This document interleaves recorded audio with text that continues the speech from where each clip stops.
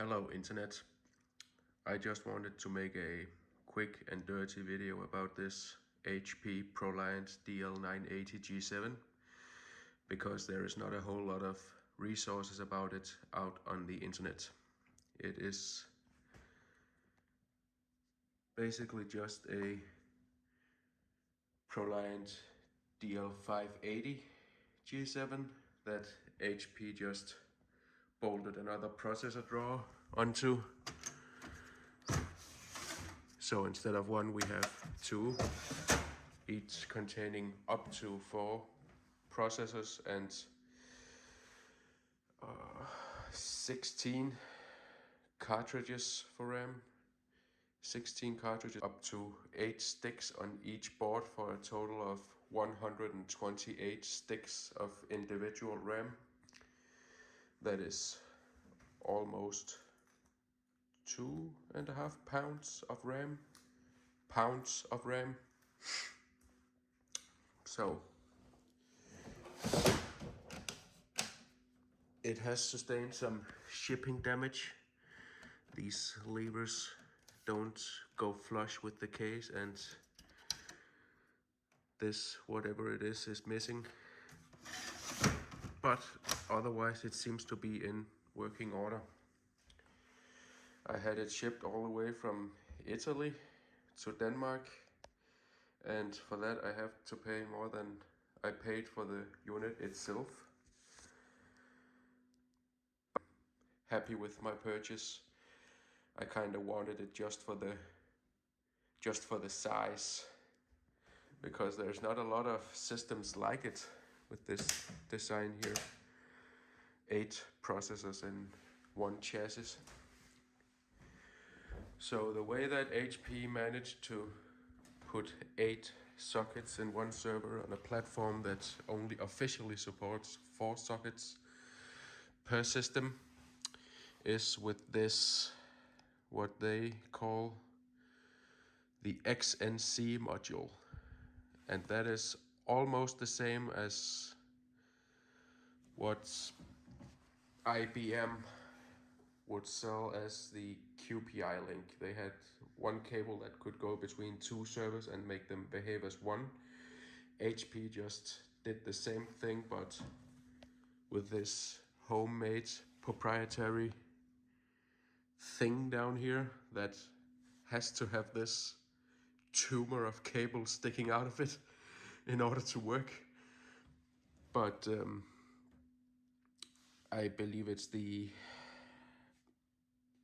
X3850X5 IBM server, where you can just plug 2 servers together and make them behave as one. I personally just imagine some HP engineer sitting in a dimly lit basement filled with cigarette smoke, coming up with the idea for this XNC module. I don't know, man. I just don't think 4 sockets is going to be enough. We need more sockets, we need more memory channels, we need more everything. Now, the official documentation from Intel says that, well, first of all, that this chipset only supports 4 processors, but also that each processor has 4 memory channels, and HP has done some more black magic to prove them wrong, because each of these boards has 4 memory channels, and each processor has access to 2 cards, so that is 8 memory channels per processor for a total of 32 and 64, but the RAM configuration on this one is not set to maximize channels. So I'm gonna have to swap the RAM or something between these twos in order to experience 64 channels of memory. I will do that at some point. Right now I have the flu, so I apologize if I sniffle. I know some people dislike that. Anyway, I also am not trained in any kind of information technology, either IT support, programming, or anything like that. Routing table or abstract singleton proxy factory beans. I was studying the cow. But just like the 580 has 4 processor sockets, cattle have 4 stomachs, so they're not too dissimilar, right? This particular 980 came to me equipped with two 16GB sticks per board for a total of 512GB of RAM. The 580 is fully equipped with 64 2GB sticks for a total of 128GB, but they are both running in 32 channel mode right now. This one potentially can run 64 channels, and with the DDR3 1066, I believe, that is a theoretical 530GB per second of memory throughput. Like, that is, for its time, really equipped with the genitals of a Clydesdale. It just looks so surreal to have 8 heat sinks staring back at you, knowing that behind of them there is a 10-core processor for each one, and then a whole boatload of RAM. It just feels like it shouldn't be, but that is why I bought it, because it's such a peculiarity. Now, it is capable of running with only 4 of your power supplies connected. It should, in theory, be able to run with only 2, because it maxes out at just around 2 kilowatts without too much extra connected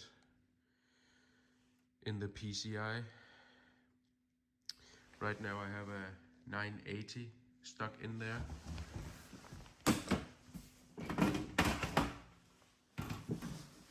Just so that I can get some screen resolutions that are actually usable.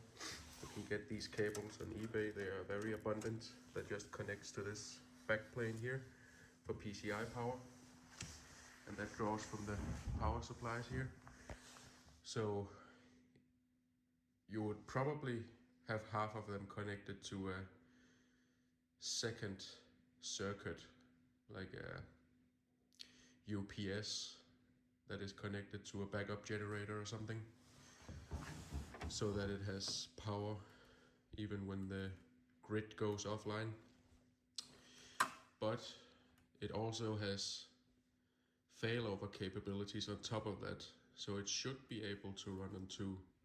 The CPU's cranking out at full bar is like 2 kilowatts, so that only saturates 2 power supplies. Now, the 580 actually does offer one 16-lane PCIe slot. These 2 over here, well, 3, are actually 8 lanes, even though they are 16 wide physically. This thing does not.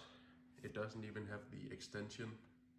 There could be an extension over here, and there could actually also be more down here. But this is entirely 8-lane PCIe. But I guess you wouldn't really need to be depending on high-speed graphics in these things. You would, if you were to put graphics acceleration in this, you would probably just need it to crunch numbers and not really do any actual output.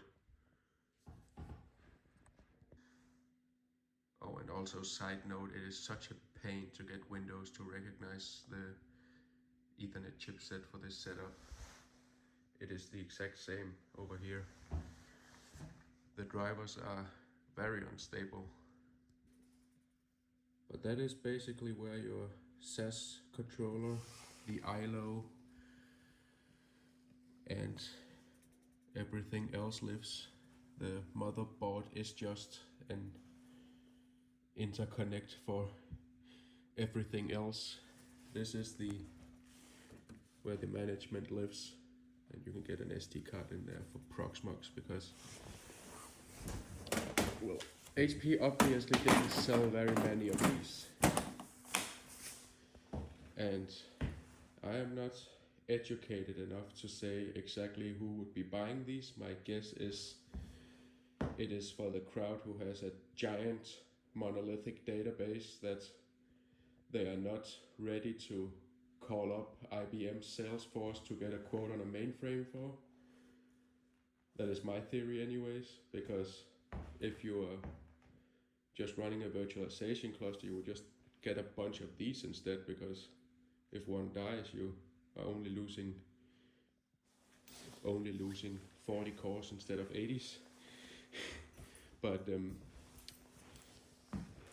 yeah, they did not sell a whole lot of these. They were monstrously expensive.